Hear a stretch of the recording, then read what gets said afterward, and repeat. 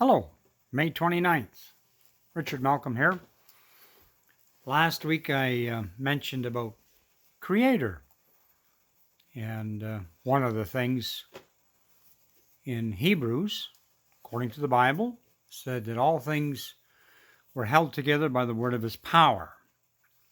And so all of creation, everything we're aware of, including ourselves, exist by him, for him, and because of his pleasure. And without him, we wouldn't even exist. So he holds everything together by the word of his power, keeps the world going, turning. So today I'd like to advance on that subject of creator and creation. So today I can only just scratch the surface, I'm sure. There's so many scriptures related to the different creation parts of God in the Bible. So, of course, we know in the beginning God created heaven and earth. And so in Isaiah chapter 40, verse 12,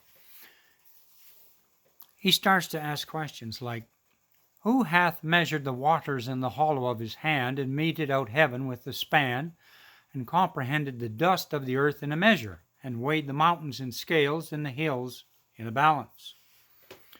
Goes further on to say in verse 26, lift up your eyes on high, and behold, who hath created these things that bringeth out their host by number? He calleth them all by names, by the greatness of his might, for that he is strong in power, not one faileth. So he's talking about the stars, the constellations, Orion and Pleiades, etc. So we can see in creation that things seem to carry on day and night and day and night, and year in and year out, season in and season out. So there are some things in creation that are standard. They're a given. We know it's going to happen, like the seasons. And so some would have me to believe that there's like a big bang, and there's all this force, and everything was created, and that there was some primordial soup that we crawled out of as an amoeba and a single cell molecule, and then somehow we gained legs and arms, and perhaps our uncle was a monkey and swung from trees. And then evolution, how millions and millions of years these things developed.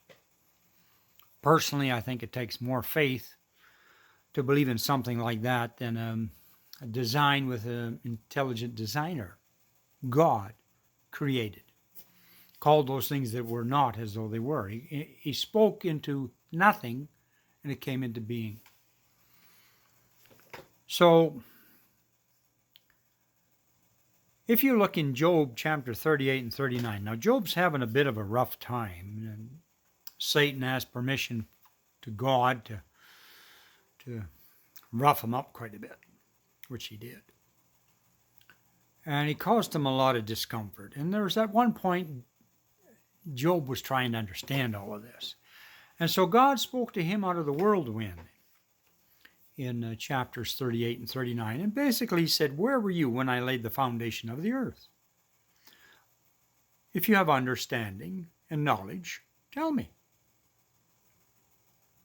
And when I created the seas, and the waves would go so far and no further, set the boundaries. And when the hinds or the cows would calve. Now, being a bit of a deer hunter from time to time, I realize that the deer go into the rut mating season in the fall here in Canada. And they have their offspring in the spring of the year when the weather's nice. I don't recall any deer having babies in the middle of winter. Not likely they would survive. So they know when to breed and when to have their babies. And things like the monarch butterfly knows to migrate mainly to Mexico, and then when the winter's over, come back to Canada. We call these things instincts. But where did the animals and the insects and the birds get all this knowledge to know what to do and when to do it? And as a beekeeper, I find it fascinating. There's so much information about bees.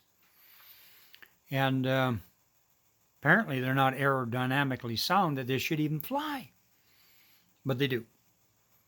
And there's just so many incredible things about creation. You could talk for hours and hours. And Romans 1:20, if you look at that, it says, "For the invisible things of him from the creation of the world are clearly seen, being understood by the things that are made, even his eternal power and Godhead, so that they're out without excuse." Wow. It says that God created everything, and there's no excuse. You look in nature, which we've been talking about, and it's fascinating. It's no two snowflakes are alike. And of course, no two humans are alike either. You are unique. Some people don't like that word, but the truth is, there's only one of you. And none of this is by chance or random or throw the dice in the air and see what falls. Everything has a purpose. So, Psalm 139:14. "I will praise thee, for I am fearfully and wonderfully made. Marvelous are thy works, and that my soul knoweth right well." Well, now let's just stop for a minute. Take a look at how you're made. Just take one aspect. Just take your eye. A normal, healthy eye. 20/20 vision. Rods and cones, vitreous humor, all these different things, the pupil, the cornea, different parts of the eye, depth perception, peripheral vision you can see from the sides. Incredible. And then you tie all this into your brain where you can compute, if I can use that word, or you can understand what you're looking at. And does it pose a danger? Like if you're in the woods and you see this big furry thing coming, snapping its teeth, well, maybe this is a bear and maybe I should run the other way. Whatever. I think you get the drift, is that your heart, as a pump, and there are people in it over 100 years old that the heart is still doing a good job. Some maybe not so. There's diseases. And some of this we bring on ourselves, whether it's smoking or drinking, or we abuse our bodies from time to time. I've done that myself. So, your skin, the ability to keep the water out but breathe, and you can sweat. And what is it? Every 7 years, your body, all your different atoms and molecules, they just, turn over every 7 years. And you're like a new man or a new woman, whatever. Creation is fascinating. And for somebody to say it all just happened and came into being, I'm finding that difficult to believe that, whereas I believe that there is a designer, God, who created everything and with purpose. It's like, how do the insects know to hatch at certain times in the spring? Well, they become food for the birds and whatever that are hungry. Everything has a purpose. So, creation is a marvelous thing. And so intricate, from the microcosm to the macrocosm. if you look at the microcosm, you're looking at bacteria, and well, even if you look at a nucleus in atoms and all these different things, the orbitals that make up the molecules and compounds, and eventually things that we know ourselves, trees, whatever, birds. And the birds, because they can fly, their bones are hollow, so they can have the flight and soar. I mean, a woodpecker has this long tongue to get insects out, and he curls it up inside his brain, and then it comes out so he can get the insects deep inside the logs.